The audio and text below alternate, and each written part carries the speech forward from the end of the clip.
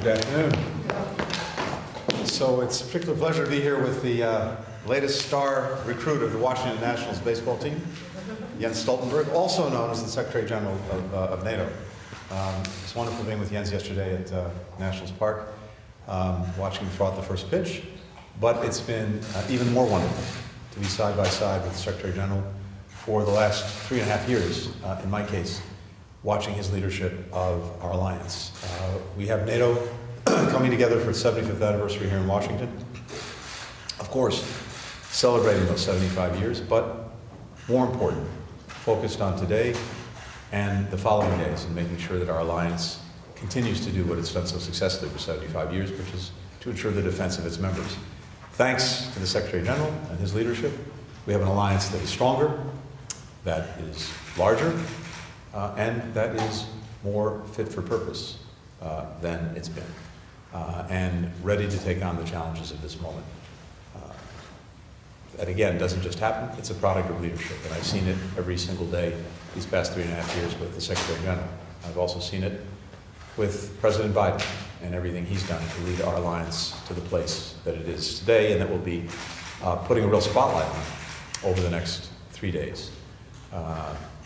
Lots to be said in the coming days about the concrete achievements of this summit. I won't get ahead of those. You'll be hearing about those over the next 2.5 days. But again, suffice to say, we have an alliance that is stronger than it's been, larger than it's been, and ready to deal with the challenges of our time. Jens, again, we've said it on a number of occasions, but especially here in Washington, on this anniversary, thank you, thank you, thank you for your leadership. Finally, I would just say that one of the reasons it's so important that we celebrate this anniversary, as well as prepare the alliance for the way forward, is because of what this alliance actually means to the people of all the countries who are members of NATO. And it really boils down to this.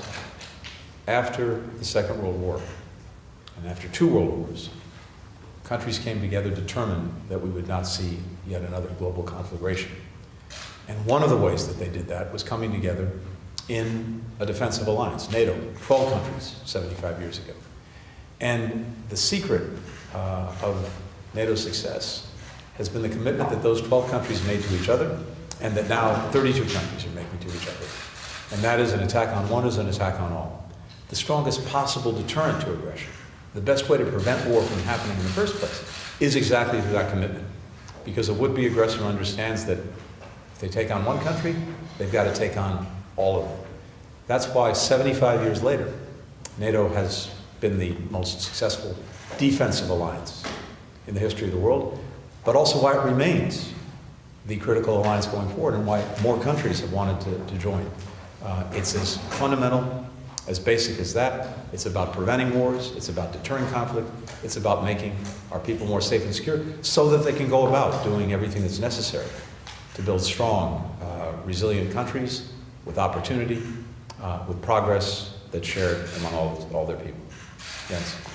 Thank you so much, Secretary Blinken, dear Tony. Thank you so much for hosting me and my delegation here again. And thank you for giving me some, basic advice about baseball yesterday. It was great to throw the first pitch, but I think I should focus on politics, not on baseball in the future. It's great to be here, not least because this week is an important week for NATO. We have our 75th anniversary summit here in Washington. So thank you for hosting the summit, and thank you also for your leadership, your strong personal commitment to our alliance.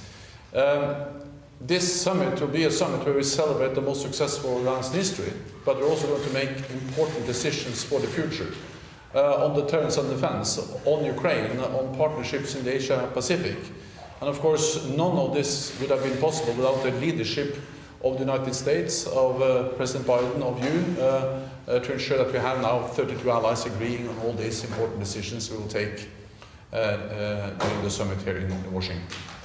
We will make decisions on Ukraine, and I think what we have seen over the last days demonstrates the need to step up our support for Ukraine. We have seen new Russian missile attacks against cities, against child hospital. Many children, civilians have been killed, and it just demonstrates the brutality of Russia's war aggression against Ukraine and the importance of us supporting Ukraine in upholding the right for self-defense.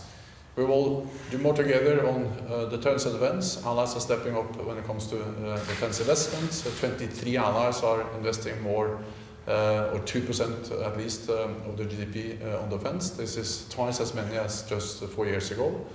And then we'll further strengthen our partnership with the Asia-Pacific partners. So this is a busy week, and it's great to be in Washington, and great to see you again, Tony. Thank you.